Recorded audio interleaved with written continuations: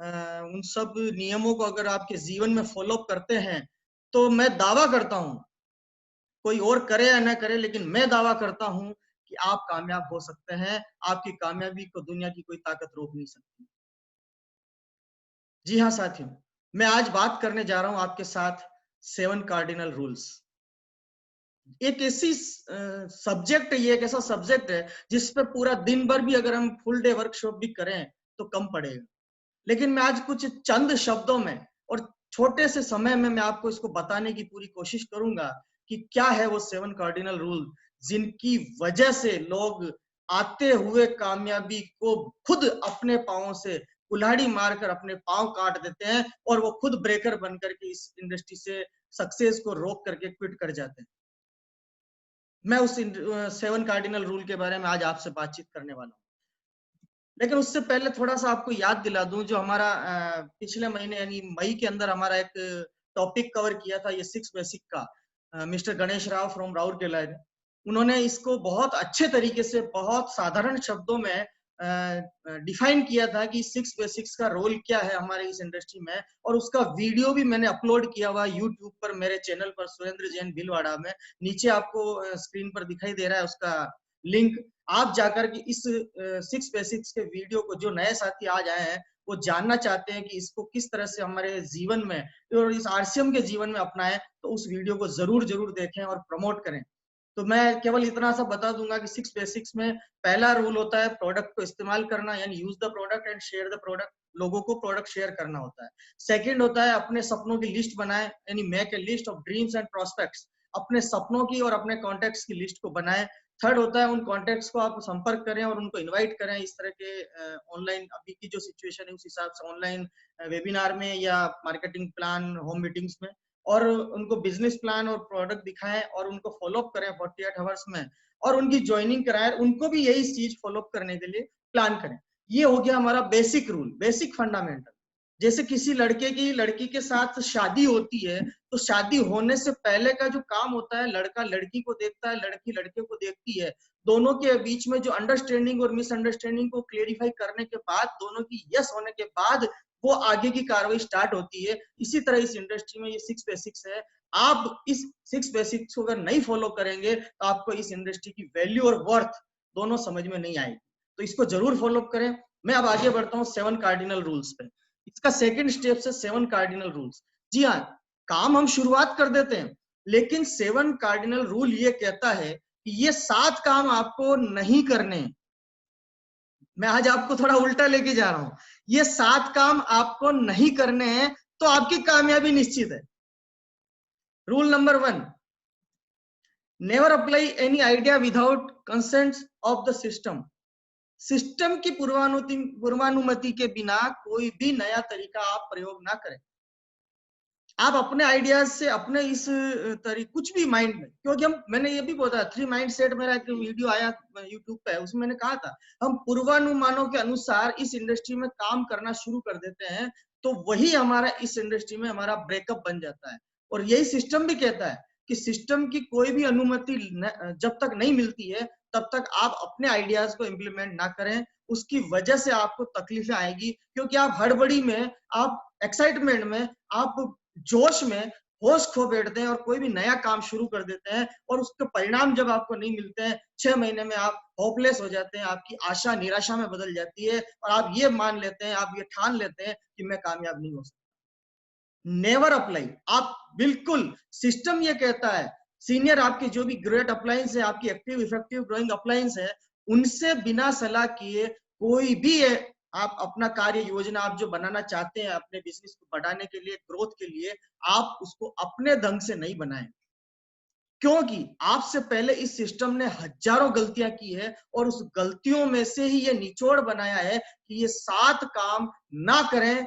ये काम ऑलरेडी हमारे जो बुजुर्ग, जिसको कह सकता हूं हमारी सीनियर गाइडलाइंस, उन्होंने किए होंगे, या हमारे इस इंडस्ट्री के जो 80-90 सालों का जो अनुभव पूरे वर्ल्ड वाइड रहा है, उसका जो एनालिसिस आया है, उसमें ये टॉपिक नंबर 1 कि कोई भी काम ऐसा जो सिस्टम नहीं कहता है, उसके लिए आप कोई भी अपना तरीका प्रयोग ना करें। जैसे कई बार ऐसा एग्जांपल मैंने भी देखा है, जब मैं इंडिया घूमता हूँ, तो कई लोग अपना एडवर्टाइजमेंट न्यूज़पेपर में डाल देते हैं, कि फ्री में ज्वाइनिंग के लिए संपर्क करें, लाखों रुपए कमाने के लिए संपर्क करें। जब सिस्टम ये कहता ही नहीं है, आप अपने आइडियाज प्रिंट मीडिया में डाल रहे हैं, तो नुकसान किसका हो रहा है? आप ही का हो रहा है। इस चीज को महसूस करिए, ये काम वो करिए जो सिस्टम कह रहा है, उस हिसाब से आप तैयारी करिए। तो ये पावर आपको बहुत पावरफुल तरीके से, अगर इस काम को आप पावरफुल तरीके से लेके करेंगे कि मैं अपना काम, जो कार्य योजना है, मेरा जो एक्शन प्लान है, मेरा जो मंथली चार्ट है, पर डे वर्किंग शेड्यूल है, मैं अपने सीनियर अपलाइन को फॉलो कर, उनको बता के उनके मार्गदर्शन में जो नियम बनेंगे उनको मैं फॉलो करूंगा और उससे मैं सक्सेस की तरफ जाऊंगा। तो सिस्टम का कार्डिनल रूल नंबर 1 क्या कहता है कि सिस्टम की पूर्वानुमति के बिना कोई भी नया तरीका प्रयोग में न लाएं। अगर कोई भी साथी इसको नोट करना चाहे तो नोट कर ले, और स्क्रीनशॉट भी लेना चाहे तो ले सकता है। अब rule number 2, never pass negativity to downline and cross line. ये बहुत इंपॉर्टेंट है। हम क्या करते हैं जनरली, ये ऑल इंडिया का सीन है, हर जगह 2 ग्रुप, 4 ग्रुप, 5 ग्रुप अलग अलग टीम काम करती है, तो आपस में संपर्क होना होता ही है। कहीं पिकअप सेंटर पे हो गया, कभी सेमिनार हॉल में, ऑडिटोरियम में हो जाता है, कभी कहीं काउंसलिंग के लिए जा रहे हैं, रास्ते में मिल गए तो चाय दुकान पे या कॉफी हाउस में बैठ के बातचीत भी कर लेते हैं, तो उससे रिलेशन तो बन जाता है ना। वो रिलेशन बनते बनते उन रिलेशन में आप अपने आपस में दोनों बातचीत करने लग जाते हैं कि तेरा बिजनेस कैसा चल रहा है, तेरा कितना बिजनेस वॉल्यूम हो रहा है, लास्ट महीना तेरी क्या क्लोजिंग हुई। दोस्तों, ये जिंदगी में आप नोट कर लीजिए, कभी भी कोई भी बिजनेसमैन अपने बिजनेस का सिनेरियो किसी पड़ोसी के व्यक्तित्व को नहीं बताता है। आप उठा के देख लीजिए बड़े बड़े टाइकॉन, बड़े बड़े कॉर्पोरेट्स को, क्या टाटा ने अपनी स्ट्रेटेजी, अपना बिजनेस का सिनेरियो, अपना बिजनेस करने की जो वर्किंग स्टाइल्स है, कभी किसी प्लेटफॉर्म पर ओपन किया है? नहीं। अभी आपने रिसेंटली मिस्टर पीसी गोदा जी का, अगर आपने चैट विद सुरेंद्र वत्स पे भी, अगर आपने पहली बार, वो अपनी पूरी लाइफ में पहली बार वो लाइव आए, कभी उन्होंने मीडिया के सामने आए ही नहीं, और 20,000 करोड़ की नेटवर्थ है सालाना। वो व्यक्तित्व अगर 20,000 करोड़ की नेटवर्थ सालाना ला सकता है और बिना किसी को बताए कि मैं किस तरह से, मेरी स्ट्रेटेजी क्या है, मेरा एक्शन प्लान क्या है, कोई किसी को नहीं बताता है, और आप और हम क्या करते हैं, जाके अपना एक दूसरे को बता देते हैं, बिजनेस सीन बता देते हैं, और फिर क्या होता है, नेगेटिविटी स्टार्ट हो जाती है। अच्छा, तेरा 40,000 ही चल रहा है बस, अच्छा 6 महीने हो गए, 40,000 पे ये। फिर क्या होता है, वहां पर एक वो अटैक करने का काम करता है, अगर हो सके तो एक आईडी मेरे इधर लगा ले, 6 महीने में तेरी रॉयल्टी आ जाएगी, और आपका दिमाग फेल, नेगेटिविटी स्टार्ट।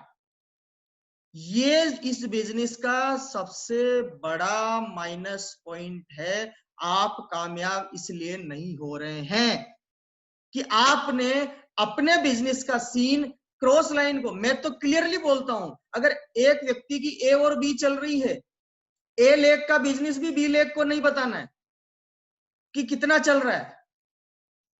हाँ, वहां से आपको क्या लेना है, ए लेग के व्यक्तित्व से आपको एजुकेशन लेनी है बी लेग में, ए लेग के व्यक्तित्व से काउंसलिंग लेनी है आपको बी लेग में, लेकिन ए लेग के व्यक्तित्व से, लीडरशिप से बी लेग के लोगों को टच नहीं करा के उनको downline business volume, cross line, इस तरह से उनको नहीं करना है, ताकि आपके बिजनेस को, सिनेरियो को वो खुद समझे और महसूस करे कि ये काम तो मुझे ही करना है। मैं एजुकेशन ले सकता हूं, एजुकेशन लेने के बाद मैं इसको अपनी टीम में खुद के दम पे इम्प्लीमेंट करूंगा और कामयाब होकर के दिखाऊंगा। ये नासूर है मेरी नजर में।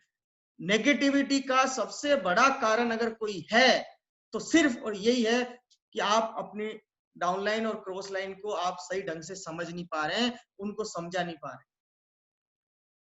इसलिए इसको ध्यान रखिए, कभी भी आपको अपनी डाउनलाइन और क्रॉस लाइन में नकारात्मकता नहीं फैलानी है। नोट डाउन कर लीजिए इसको। आपको इतना एनर्जेटिक रहना है, इतना एनर्जेटिक रहना है, इतना एनर्जेटिक रहना है कि अगर आपने 15 दिन से खाना भी नहीं खाया है ना, तो भी चेहरे से आपको पता नहीं, आपके चेहरे से पता नहीं चलना चाहिए कि ये भूखा है, और उसकी जोश और उसकी आवाज से वो आपकी डाउनलाइन में एनर्जी फूंक दो। आप इतना हाइड्रोजन बम की तरह, आप परमाणु बम की तरह आपको रहना चाहिए, तभी आपके अंदर टीम में आपकी एनर्जी पास होगी आपकी डाउनलाइन में, और वही डाउनलाइन आपको कामयाबी पर लेके जाएगी। और जब आप कामयाब हो जाओगे, उस कामयाबी का जो ऋण, जो लोन है, मैं अपनी भाषा में कह रहा हूं, वो लोन आप अपनी डाउनलाइन को कामयाब करने के लिए दिन रात एक कर दोगे, चुकाओगे कि इन्होंने मुझे कामयाब किया है, अब मेरी जिम्मेदारी बनती कि मैं इनको कामयाबी पे लेके जाऊं, और जब तक कामयाब नहीं होते मैं इनके साथ लगातार काम करूंगा, दिन रात एक कर दूंगा, और उस काम के लिए मैं अपने आप को न्योछावर कर दूंगा। ऐसा विजन आप लेकर के अगर डाउनलाइन और अपनी क्रॉस लाइन के बीच में आप डिस्टेंस बना करके रखेंगे, तो आपकी डाउनलाइन आपको आइडियल लीडर मान करके आपको सपोर्ट करेगी, और आपकी हर चीज को वो फॉलो करेगी, हर बात को वो फॉलो करेगी, हर एक्शन को वो फॉलो करेगी। तो हमेशा ध्यान रखिएगा, never pass negativity to downline and cross line. Point number 3, never mess up with anybody's money, ego and family. बहुत इंपॉर्टेंट टॉपिक है ये, बहुत इंपॉर्टेंट। किसी के भी पैसों के साथ, किसी की भावनाओं के साथ, और किसी के भी परिवार के साथ कभी भी कोई मिस हैपनिंग वाला काम ना करें। मैं कई बार देखता हूं, मैं बड़े बड़े और सेमिनारों में, बड़े बड़े इवेंट्स में मैं जाता हूं आरसीएम के, मैं देखता हूं एक अपलाइन के साथ में 15-20 डाउनलाइन लीडर्स होते हैं, बाहर चाय दुकान पे बैठते हैं, चाय पीने की बारी आती है, चाय पीते हैं, जब तो एकदम साथ बैठते हैं, एकदम बढ़िया तरीके से जोश जुनून के साथ बात करते हैं, और जैसी पेमेंट का मैटर आने लगता है, डाउनलाइन धीरे धीरे खिसक जाती है, और वो बेचारा अपलाइन वहां पैसे देता है। अरे भाई, आप थोड़ा विचार करो, एक अपलाइन के नीचे 50,000 डाउनलाइन होगी, अगर ऐसे चाय दुकान पे 10-10, 20-20 लोगों की चाय के पैसे अपलाइन दे रहा है, तो पूरे इंडिया में वो घूमेगा, तो उसका जितना चेक नहीं आता ना, उससे ज्यादा तो वो पे कर चुका होगा। ये आप खुद सोचिए थोड़ा, आप भी किसी दिन अपलाइन बनने वाले हैं। पैसों के साथ ऐसा काम करिए कि जैसे आप 10 लोग आप बैठे हैं, 10 लोग किसी होटल में आप खाना खा रहे हैं, बिल आया 2,000 रुपए का, तो आप 10 लोगों की ड्यूटी बनती है कि हम 200 पार्टिसिपेंट्स करके उसको शेयर करें और एक पेमेंट वापस काउंटर पे पहुंचा दें। वो होता है एक आइडियल वर्किंग। लेकिन आपके ऊपर नहीं ले, मैं जनरली कॉमन बात कर रहा हूं। ये होता है कि अपलाइन है ना, हम फ्री हैं सर, अपलाइन के पैसों पर आप कब तक काम करोगे?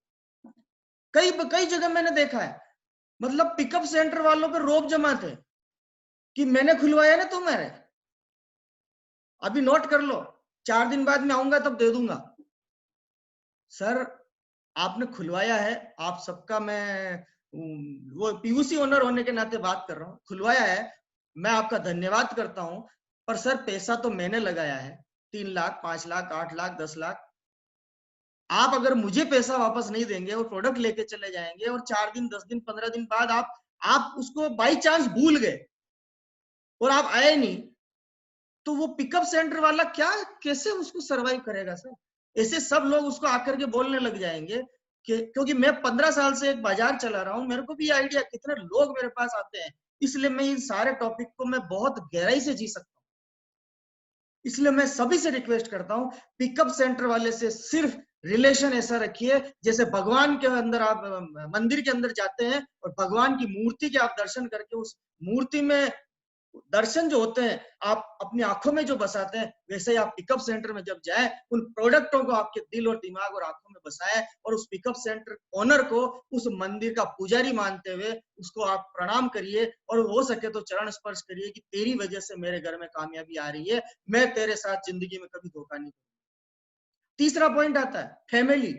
अपनी टीम में पुरुष भी है और मातृ शक्ति भी आती है, क्योंकि ये बिजनेस फैमिली बिजनेस है, ये इंडस्ट्री फैमिली बिजनेस है। इसमें पुरुष भी आएंगे, मातृ शक्ति भी आएगी, कोई माँ भी होगी, कोई बहन भी होगी, कोई किसी की पत्नी भी होगी, तो कोई किसी की बेटी भी होगी। लेकिन आप ध्यान रखिए, हमें उसको किस नजरिए से देखना है, किस नजरिए से सोचते हुए उसके साथ हमें बिजनेस के बिजनेस के रूल के हिसाब से काम करना है। आपने कभी भी मुझे देखा होगा, मेरी टीम में बहुत सारी मातृ शक्तियां हैं, मैं सबसे पहले तो उनको प्रणाम करता हूं कि उन्होंने मेरे साथ बिजनेस पार्टनरशिप डील की। मगर आपने कभी भी मेरे मुंह से कभी भी ये नहीं सुना होगा कि ये पर्टिकुलर मैंने नाम लेके मैंने उनको या तो दीदी संबोधित किया होगा या भाभी संबोधित किया होगा। क्योंकि मुझे मालूम है सर कि जिस दिन वो बिजनेस के लिए घर से बाहर निकलती है ना, उसके परिवार वाले घर से चिंतित रहते हैं कि ये अकेली जा रही है। हमें इस चीज को महसूस करना है, ये फैमिली बिजनेस है सर। हमें आप इतना भी ध्यान रखिए कि कहीं आपको जाने का भी मौका मिले, अगर कहीं ऑटो में जाने का मिले या टैक्सी में जाने का मौका मिले और आप अकेले हैं और एक आपकी टीम की लेडी अचीवर अकेली है, तो कभी भी भूल कर उस टैक्सी में एक साथ न जाए। चाहे जाना एक ही जगह लेकिन नहीं जाना है। आप अपना टैक्सी अलग कीजिए और उनको अपने टैक्सी से जाने दीजिए, क्योंकि आप तो अच्छा सोच रहे हैं लेकिन सर दुनिया अच्छा नहीं सोचती है। दुनिया अलग तरीके की है। ये बाहर की जो सामाजिक दुनिया है ना, ये तुरंत दूसरे डिसीजन निकाल देती है और अच्छा बिजनेस का बहाना करके ये कहां जा रहे हैं। अब आप उसको क्या जवाब देंगे सर? और दूसरा कारण उसका परिवार नेगेटिव हो सकता है। अच्छा इसको इस तरह से जाना पड़ता है अकेले, वो टेंशन में आ जाते हैं। इसलिए मैं आपको निवेदन कर रहा हूं, सबसे अनुरोध कर रहा हूं, किसी की भी भावनाओं के साथ किसी का भी ईगो हर्ट मत कीजिए सर। चाहे वो रिक्शा चलाता है, वो भी अपना आत्मसम्मान रखता है सर। चाहे कोई छोटा सा किराने का स्टोर चलाता है, वो भी अपना आत्मसम्मान रखता है। चाहे किसान है, वो भी आत्मसम्मान रखता है। चाहे वो अनपढ़ है, वो भी अपना आत्मसम्मान रखता है। चाहे कोई गृहिणी है, वो भी आत्मसम्मान रखती है। चाहे कोई एंटरप्रेन्योरशिप का ओनर है और वो इस इंडस्ट्री में आ रहा है, वो भी आत्मसम्मान रखता है। और कोई पर्टिकुलर प्रोफेशन में है तो भी वो आत्मसम्मान रखता है। हमें सबको उनकी भावनाओं के हिसाब से सम्मान देते हुए इस इंडस्ट्री में उनको आने के लिए जोरदार वेलकम करना चाहिए, न कि उनका ईगो हर्ट करना चाहिए। पैसों के लिए मैं आप सबसे विशेष रूप से कहता हूं, पैसों से जितनी दूरी बना के रखोगे, आपका बिजनेस उतना शानदार ग्रोथ करेगा। जहां जहां पैसों की मामला सामने आई है, वहां वहां बिजनेस खत्म हुआ है। ये बिल्कुल कटु सत्य है। इसलिए मैं रियलिटी आप सभी से अनुरोध कर रहा हूं कि आने वाले समय में आपको भी इस तरह की परिस्थितियों से गुजरना पड़े, इस पॉइंट को दिमाग में पहले लेके आइएगा कि मुझे किसी के भी पैसों के साथ, किसी की भी भावनाओं के साथ और किसी की परिवार के साथ खिलवाड़ नहीं करना है। ये विशेष तौर से ध्यान रखिएगा। अब आगे बढ़ते हैं point number 4, never criticize, condemn and complaint. किसी की आलोचना, बुराई या शिकायत ना करें। मैं कई बार टीम के साथियों से बात करता हूं, टीम के साथी 5-10 फोन लगाएंगे किसी डाउनलाइन को, फोन नहीं उठा रहा है तो इतना खतरनाक गुस्सा करेंगे जैसे तलवार अगर हाथ में दे दो तो गर्दन निकाल दे बाहर, धड़ अलग हो जाए, गर्दन अलग हो जाए। सर वो भी एक इंसान है, हम भी एक इंसान है। हमें इस पब्लिक इंडस्ट्री में हम लोग हैं, हमें पहले हमारा माइंड सेट ये करना है, ये हम पब्लिक इंडस्ट्री में हैं, लोगों को लेकर चलने वाली इंडस्ट्री में हम लोग हैं। और इस इंडस्ट्री में अगर हमने किसी की थोड़ी सी भी बुराई कर दी या किसी के साथ थोड़ा भी गुस्सा कर दिया या किसी के साथ कुछ भी मतलब उसको ईगो हर्ट वाली बात और उसकी आत्मसम्मान को ठेस पहुंचाने वाली बात अगर हमने कर दी, आपने उस व्यक्ति के साथ जितना बिजनेस टर्नओवर आपको निकालना था, उस व्यक्ति को वही खत्म कर दिया और वो पूरा टर्नओवर आपने खत्म कर दिया।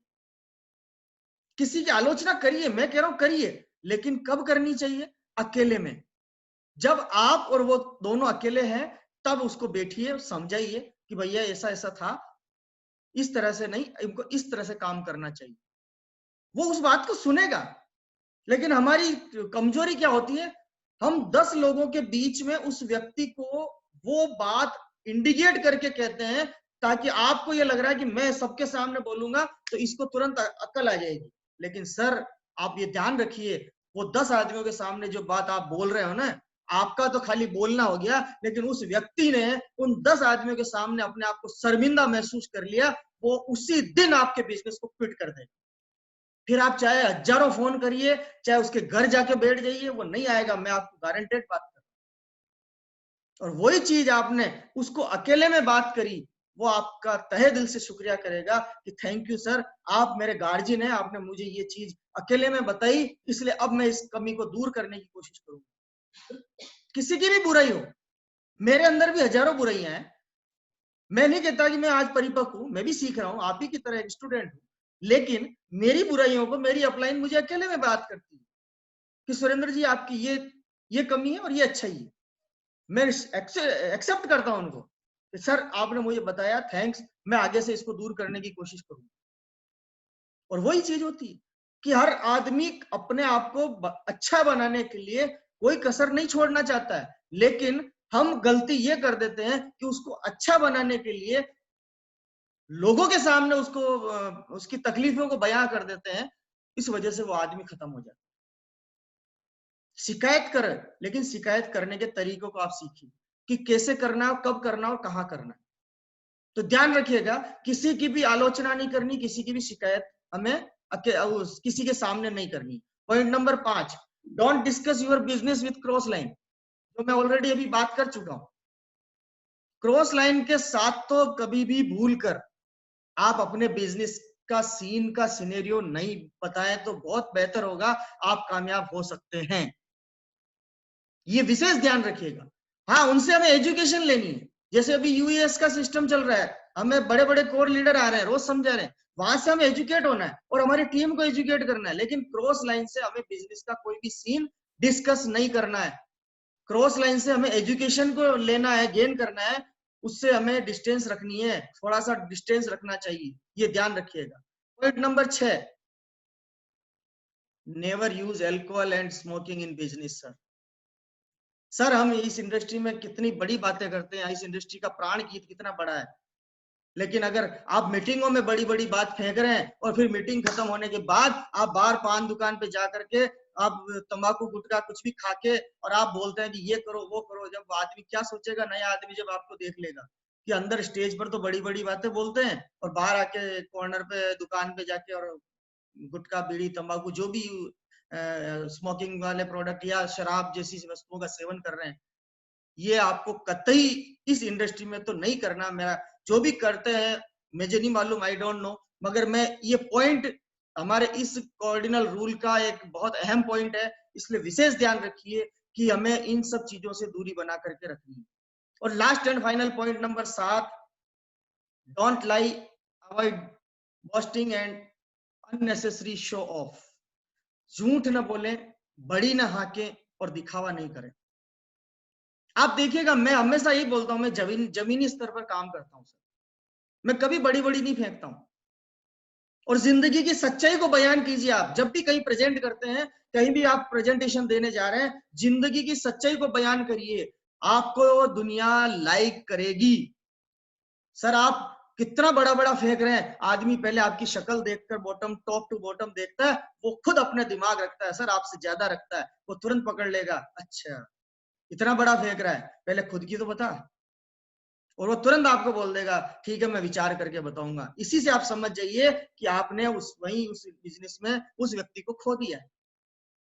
इसलिए हमेशा सच्चाई पर काम करिए, ईमानदारी के साथ काम करिए, और जो रियलिटी है उसको दिखाने में आप कतई शर्मिंदगी महसूस नहीं करिए।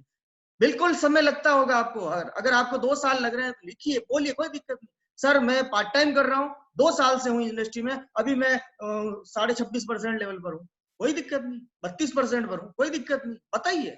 लेकिन कभी बड़ी बड़ी नहीं फेंकनी है, आपको ईमानदारी रखनी है। और मैं दावे के साथ बात कर रहा हूं, अगर इन 7 कार्डिनल रूल को आपने जिंदगी में इस आरसीएम बिजनेस के ब्रांड के बैनर तले अगर आपने काम करना है और कामयाबी का ड्रीम बनाया है, तो इन 7 नियमों को आप जीवन में पाल लीजिए। सुरेंद्र जैन आपसे दावा करता है, आपकी कामयाबी दुनिया की कोई ताकत रोक नहीं सकती, और आपको सक्सेस दुनिया की कोई ताकत रोक नहीं सकती।